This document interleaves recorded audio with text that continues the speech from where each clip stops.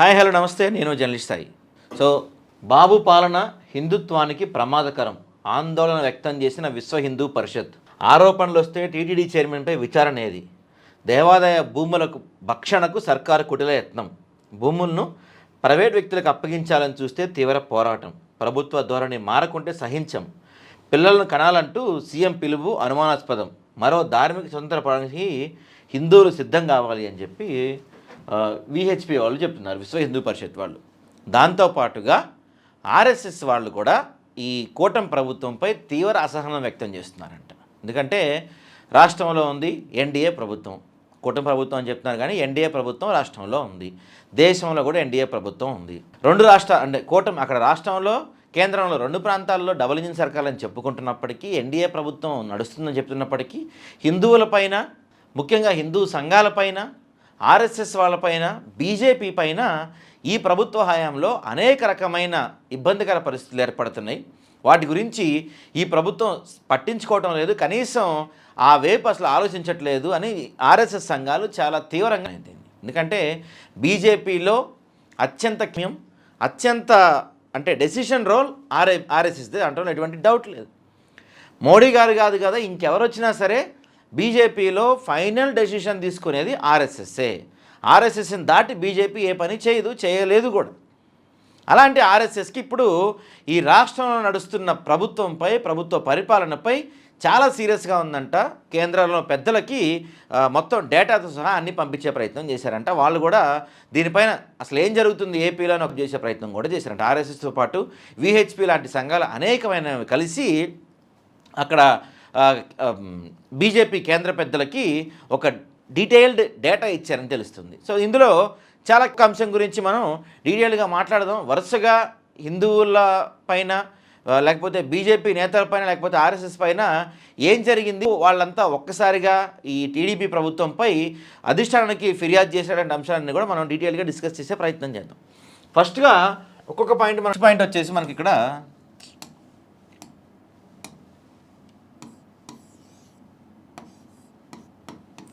AU అంటే మనకు తెలుసుగా, ఆంధ్ర యూనివర్సిటీలో మొన్న సిఐటియు వాళ్ళవి ఒక సభలు జరిగాయి. ఏదో మన కమ్యూనిస్ట్ పార్టీకి అనుబంధ సంస్థ వీళ్ళు ఒక దాదాపు ఒక 5 days అక్కడ వాళ్ళ రాష్ట్ర సభలో ఏవో జరిగినాయి. అక్కడ ఆడిటోరియంలో భారీ స్థాయిలో 5 రోజులు జరిగినాయి. ఆ తర్వాత అది అయిపోయిన తర్వాత ఒక వారంకో సబ్జెక్టు కరెక్షన్, వారంకో 2-3 రోజుల తర్వాత అక్కడ ఆర్ఎస్ఎస్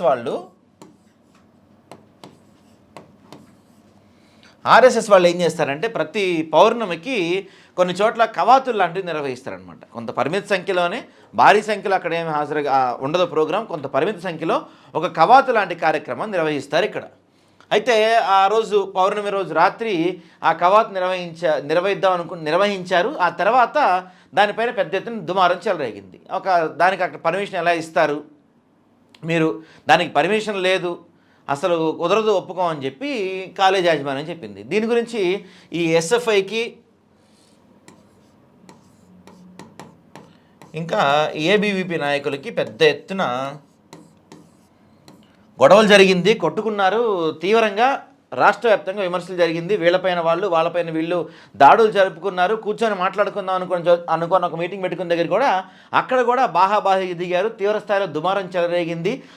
ఈ నాయకులపైన, ఆర్ఎస్ఎస్ సంబంధించిన నాయకులపైన, ఏబీవీపీ సంబంధించిన నాయకులపైన కూడా భారీ స్థాయిలో దాడులు జరిగాయి. వాళ్ళని లాగి పడేశారు.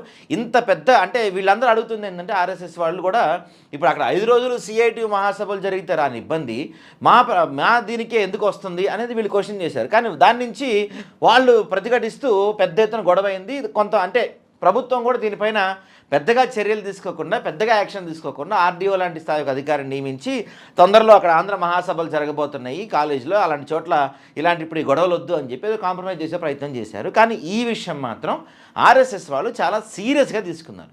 ఎందుకు సీరియస్గా తీసుకున్నారు అంటే, ఇప్పుడు మాధవ్ ఎవరైతే ఇప్పుడు బీజేపీ అధ్యక్షులుగా ఉన్నారో ఆయన మాధవ్ ప్లేస్ వచ్చేసి వైజాగ్. సో అధ్యక్షులు ఉన్న ప్రాంతంలోనే, బీజేపీ రాష్ట్ర అధ్యక్షులు ఉన్న ప్రాంతంలోనే బీజేపీకి సంబంధించిన ఆర్ఎస్ఎస్ కార్యక్రమాలు యూనివర్సిటీలో జరగకుండా అడ్డుకుంటున్నారంటే ఏం చేస్తుంది రాష్ట్ర ప్రభుత్వం? దీని గురించి ఎక్కడా కూడా ఎందుకు రాష్ట్ర ప్రభుత్వం మాట్లాడలేదు, ఎక్కడ దీన్ని ఖండించే ప్రయత్నం ఎందుకు చేయలేదు అనేది ఆర్ఎస్ఎస్ చెప్తున్న ప్రధానమైన ఆరోపణ.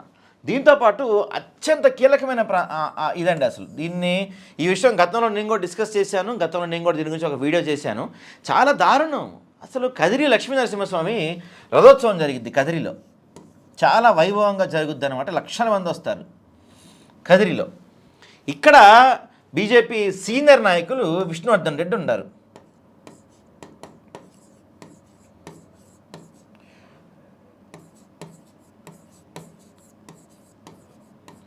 విష్ణువర్ధన్ రెడ్డి ఇప్పుడు రాష్ట్ర ఉపాధ్యక్షులు, దాంతోపాటుగా బీజేపీ సీనియర్ నాయకులు విష్ణువర్ధన్ రెడ్డి. సో విష్ణువర్ధన్ రెడ్డి గతంలో అంటే లక్ష్మీనరసింహస్వామి అక్కడ రథోత్సవం జరుగుతున్న ప్రతిసారి కూడా ఈయన పాల్గొనటం, కొంచెం గైడ్లైన్స్ ఇవ్వటం, మొత్తం రథోత్సవ ఏర్పాట్లు చూడటం, భక్తులకు కావాల్సిన పని అన్నీ చూసుకోవటం, ఇవన్నీ కూడా నేను ఎప్పటి నుంచో చూసేవాళ్ళు. అయితే ఈసారి హైలైట్ పాయింట్ ఏందా అంటే అక్కడ ఒక స్థానిక ఎమ్మెల్యే ఈయన్ని హౌస్ అరెస్ట్ చేయమని చెప్పారని ఒక వార్త వచ్చింది. మరి దానిపైన ఎక్కడ మనకి ఇది ఆయనే చేయమని ఎక్కడ కన్ఫర్మేషన్ లేదు, ఒక వార్త వచ్చింది. ఏది ఏమైతేనే ఈయన ఆ రోజంతా విష్ణువర్ధన్ రెడ్డిని ఆ రోజంతా హౌస్ అరెస్ట్ చేశారు రథోత్సవంలో పాల్గొనకుండా. ఎన్డీఏ ప్రభుత్వంలో ఎన్డీఏ పార్టీకి సంబంధించిన వ్యక్తిని హౌస్ అరెస్ట్ చేశారంటే బహుశా దేశంలో ఇలాంటిది ఎక్కడ జరగలేదు బహుశా ఎక్కడ. ఎందుకంటే ఆ పార్టీకి సంబంధించిన వ్యక్తి రథోత్సవం జరుగుతుంది, రథోత్సవానికి వెళ్ళి పార్టిసిపేట్ చేస్తాను అంటే ఈయన విష్ణువర్ధన్ అక్కడ హాజరైతే అక్కడ భారీ ఎత్తున గొడవలు జరుగుతాయని వాళ్ళకి ఇంటెలిజెన్స్ సమాచారం ఉందంట. అందుకని ఈయన్ని హౌస్ అరెస్ట్ చేయమని చెప్పారంట. సో దాని గురించి పెద్ద ఎత్తున చర్చ నడిచింది రాష్ట్ర వ్యాప్తంగా, ఒక దుమారమే రేగింది. ఎందుకంటే గతంలో వైసీపీ అధికారంలో ఉన్న, కాంగ్రెస్ పార్టీ అంతకుముందు అధికారంలో ఉన్న ఎప్పుడు కూడా ఇలా చేసింది లేదు. మొదటిసారి ఎన్డీఏ ప్రభుత్వంలో ఎన్డీఏకి సంబంధించిన ఒక కీలక నేతని, అది కూడా రథోత్సవం రోజున కదిరిలో అత్యంత వైభవంగా జరుగుతుంది రథోత్సవం, లక్షల మంది హాజరవుతారు అక్కడికి. అలాంటి సమయంలో ప్రతిసారి అంటే ఇప్పటి నుంచే కాదు, గత కొన్ని సంవత్సరాల నుంచి రథోత్సవంలో చాలా కీలకంగా భాగస్వామ్యం అవుతుంటే విష్ణువర్ధన్ రెడ్డి గారు అలాంటి వ్యక్తిని హౌస్ అరెస్ట్ చేశారు. ఇది పర్టికులర్గా ఆయన వస్తేనే అక్కడ గొడవలు జరుగుతాయని, దానికి మరి ప్రూఫ్స్ ఏంటో ఎవరికి తెలియదు.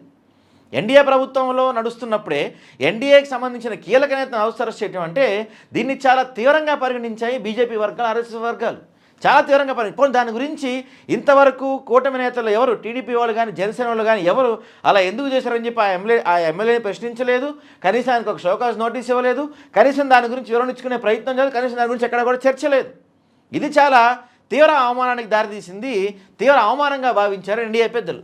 దీంతో పాటుగా అత్యంత కీలకమైన విషయం, అసలు ఇది చాలా ఇంపార్టెంట్ పాయింట్ అనమాట. ఇది సి రామచంద్ర ఆయన ఉంటారు, ఆయన పెద్ద ఆయన, చాలా పెద్ద ఆయన, గతంలో ఎమ్మెల్యేగా చేశారు, ఎమ్మెల్సీ, ఇప్పుడు ఆయన మంత్రిగా చేశారు, చాలా సీనియర్ నాయకులు అనమాట. ఈయన కూటమికి సంబంధించిన తెలుగుదేశానికి సంబంధించిన ఒక పత్రికలో, అంటే వాళ్ళకు అనుబంధంగా పనిచేసే ఒక పత్రికలో ఈయన ఒక ఎడిటోరియల్ రాశారు. సహజంగా ఎడిటోరియల్స్ ఏం చెప్తారంటే మాకు సంబంధం లేదు, అది కేవలం ఆ యొక్క రచయిత రాసుకున్నారు, దానికి మాకు ఎటువంటి సంబంధం లేదని చెప్తూ ఉంటారు ఎడిటోరియల్స్లో.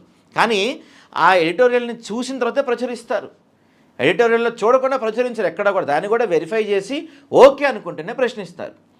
అంటే ఇప్పుడు అక్కడ ఎన్డీఏ ప్రభుత్వం నడుస్తుంది, ఎన్డీఏ ప్రభుత్వంలో ఆ తెలుగుదేశానికి అనుబంధంగా నడిచే ఒక పత్రికలో మోడీ గారికి ఎగనెస్ట్గా ఒక పెద్ద వ్యాసం రాశారు ఆయన, సి రామచంద్రయ్య గారు.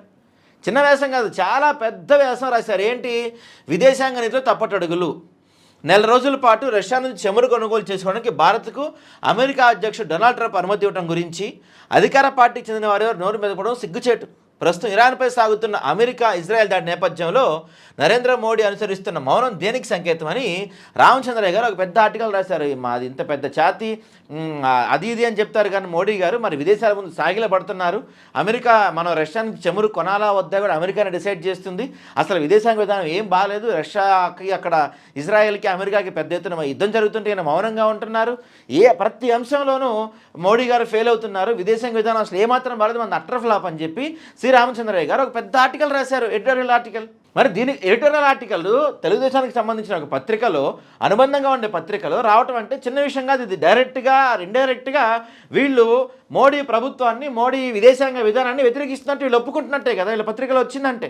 వెరిఫై చేయకుండా ఇప్పుడు ఆ పత్రికకు సంబంధించిన యాజమాన్యం వాళ్ళు ఎడిటర్ ఎవరైతే ఉంటారో ఆ ఎడిటర్ గారు దాన్ని వెరిఫై చేసిన తర్వాత ప్రచురిస్తారు. ఎడిటోరియల్స్ ఏమైనా సరే కరెక్టే, మీరు దాంట్లో డిస్క్లైమర్ రాస్తారు. ఏమని రాస్తారు? వాళ్ళ వ్యక్తిగత అనుభవాలు వ్యక్తిగత పంచుకుంటారు రాస్తారు. కానీ మీరు యాక్సెప్ట్ చేసిన తర్వాత ఎడిటోరియల్కి ప్రచురితం అవుతాయి. మీకు తెలియకుండా అవ్వవు కదా. మీరు కూటమి ప్రభుత్వంలో ఉంటూ కూటమి అండతో అధికారం కొనసాగిస్తున్న మీరు ఏకంగా మోడీ గారికి వ్యతిరేకంగా ఇంత పెద్ద ఆర్టికల్ రాశారంటే, ఇంత పెద్ద ఆర్టికల్ ప్రచురించారంటే మీ పత్రికలో, దీన్ని ఏ విధంగా అర్థం చేసుకోవాలి? దీనికి సంబంధించి బీజేపీ నేత లక్ష్మీపతి రాజా గారు ఆయన ఒక పెద్ద ట్వీట్ చేశారు చూడండి. ఆయన ఖండించారు, తీవ్రంగా ఖండించారు దీన్ని. అట్లా ఎట్లా రాస్తారు మీరు అసలు అని. ఆయన ఏం ట్వీట్ చేశారు? తెలుగుదేశం పార్టీ శాసనమండలి సభ్యునిగా ఉంటూ ఎన్డీఏ కూటమికి వ్యతిరేకంగా దేశ భద్రత, విదేశాంగ విధానం, దౌత్యపరమైన అంశాల్లో ప్రజలను తప్పుదోవ పట్టించే విధంగా తప్పుడు కథనాన్ని రాసిన సి రామచంద్రయ్యను వెంటనే బర్తరఫ్ చేయాలని డిమాండ్ చేస్తున్నాం. విదేశాంగ నీతిలో తప్పటడుగుల పేరుతో సి రామచంద్రయ్య రాసి ఒక తెలుగు దినపత్రిక ప్రచురింపజేసి అవాస్తవాలతో కూడిన కథనం ఆర్టికల్ పట్ల తీవ్రంగా గ్రహిస్తున్నాం. ప్రధానమంత్రి శ్రీ నరేంద్ర మోడీ నేతృత్వంలో నడుస్తున్న ఎన్డీఏ కూటమి ప్రభుత్వం గత కొన్నేళ్లుగా అనుసరిస్తున్న ఏకపక్ష విదేశాంగ విధానంతో అంతర్జాతీయంగా మన దేశ ప్రతిష్ట మసకబారింది. దేశ ప్రయోజనాలు దెబ్బతింటాయని తప్పుడు సమాచారంతో కథనం రాయటం తీవ్రమైన అంశంగా పరిగణించాలి. 100% పరిగణించాలి దీన్ని. బీజేపీ ప్రధానమంత్రి నరేంద్ర మోడీ, బీజేపీ ఇండియా నాయకత్వంలో కేంద్రంలో ఎన్డీఏ కూటమి ప్రభుత్వానికి వ్యతిరేకంగా రాష్ట్రంలో టీడీపీ పనిచేస్తుంది. కూటమి ధర్మానికి విరుద్ధంగా దురుద్దేశంతో వ్యవహరించిన రామచంద్రయ్య రాసిన కథనం తెలుగుదేశం పార్టీ అనుమతి తీసుకున్నారా లేదా అన్నది స్పష్టం చేయాల్సిన బాధ్యత మిత్రపక్షంపై ఉన్నది. భారతదేశ వ్యతిరేక ఎన్డీఏ కూటమి వ్యతిరేక శక్తులతో కలిసి వాళ్ళు తయారు చేసిన ఈ కథనాన్ని రామచంద్రయ్య దుష్ప్రచారం చేయడానికి పడిన కుట్రలపై కూడా విచారణ చేయాలని సీఎం గారు విజ్ఞప్తి చేస్తున్నా. ఈ అంశంపై రాష్ట్ర బీజేపీ నాయకత్వం, రాష్ట్ర బీజేపీ శాసనసభ పక్షం, రాష్ట్ర బీజేపీ శాసనమండలి పక్షం వెంటనే చంద్రబాబు నాయుడు గారు కలిసి తగిన చర్యలు తీసుకోవాలి.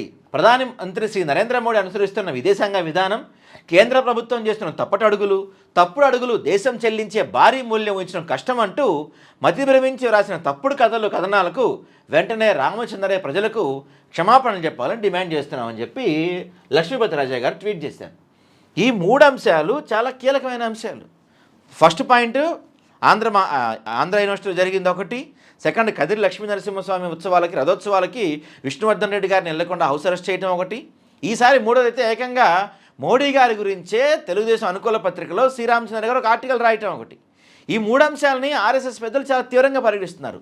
దాంతోపాటుగా లడ్డులో జంతువుల కొవ్వు కలిసేసింది, యానిమల్ ఫ్యాట్ కలిసింది, పంది కొవ్వు, బీఫ్ కొవ్వు, రకరకాల వ్యాఖ్యలు చేసేసారు, పెద్ద ఎత్తున చేశారు. కానీ ఆర్ఎస్ఎస్ కానీ బీజేపీ అధినాయకులు ఎవరో కూడా ఈ అంశం గురించి ఎక్కడ పెద్దగా మాట్లాడలేదు, వాళ్ళ వాయిస్ వినపడలేదు. వేచి చూసే ధోరణిలో ఉన్న అసలు ఏం జరుగుతుంది రాష్ట్రంలో, కేవలం ఒక వ్యక్తిపై దుమ్ము వేయటానికో లేకపోతే ఒక పార్టీ మసకబార్చడానికో వీళ్ళ ప్రయత్నాలు జరుగుతున్నాయి. ఈ ప్రయత్నాల్లో భాగంగా బీజేపీని, హిందువుల్ని పావులుగా వాడుకుంటారనే విషయాన్ని ఆర్ఎస్ఎస్ పెద్దలకు తెలియజేసే ప్రయత్నం చేశారంటే రాష్ట్ర స్థాయి నాయకులు. సో దీనిపైన ఆర్ఎస్ఎస్ చాలా సీరియస్గా ఉండటంతో పాటు మరికొన్ని అంశాలపైన కూడా ఇక్కడ వాళ్ళు విహెచ్పి వాళ్ళు కూడా ఇప్పుడు మాట్లాడుతున్నారు. ఒకసారి అది కూడా చూద్దాం మనం, వాళ్ళు ఏ అంశాలపైన మాట్లాడుతున్నారు. వీళ్ళు భూముల గురించి మాట్లాడుతున్నారు. విహెచ్పి వాళ్ళు పట్టణ ప్రాంతాల్లో ఉండే దేవాలయ భూములను 33 ఏళ్ల పాటు దీర్ఘకాలికంగా ప్రైవేట్ సంస్థలకు లీజుకి ఇవ్వడానికి రాష్ట్ర ప్రభుత్వం జీవో 139 తేవటాన్ని సత్యరవికుమార్ తప్పుపట్టారు. దేవుడి భూములను గరిష్టంగా 11 ఏళ్ళు మాత్రమే లీజుకి ఇవ్వాలని చట్టం ఉంటే 33 ఏళ్ళకి ఎందుకు పెంచాల్సిందని ప్రభుత్వం నిలదీశారు. మరి ఇదే చెప్పండి దీని గురించి. చట్టం ప్రకారం ప్రభుత్వ భూములు లీజుకి ఇవ్వాలంటే కేవలం 11 సంవత్సరాలు మాత్రమే లీజుకి ఇవ్వాలి ప్రైవేట్ సంస్థలకి. మీరు 33 సంవత్సరాలకు లీజుకి ఎలా ఇచ్చారు? కృష్ణా జిల్లా మచిలీపట్నంలోని గొడుగుపేట ఆలయ భూమి విజయవాడ సమీపాన గొల్లపూడిలో ఉంటే ఆ భూమిని ఎగ్జిబిషన్ గ్రౌండ్ కోసం, గోల్ఫ్ కోర్టు కోసం సర్కారు కేటాయించింది. దీన్ని తప్పడుతూ సుప్రీంకోర్టు స్టే ఇస్తే 56 రోజులైనా దాన్ని ఖాళీ చేసి అప్పగిస్తానని అఫిడవిట్ ఇచ్చిన సర్కారు ఇప్పటికీ 100 రోజులైనా భూమిని దేవస్థానానికి ఎందుకు అప్పగించలేదు? కాకినాడ శ్రీ భావనారాయణ స్వామి ఆలయ భూములను క్రికెట్ స్టేడియం కోసం ఇచ్చారు. దీనిపై కోర్టుకి వెళ్ళి స్టే తీసుకురావాల్సి వచ్చింది.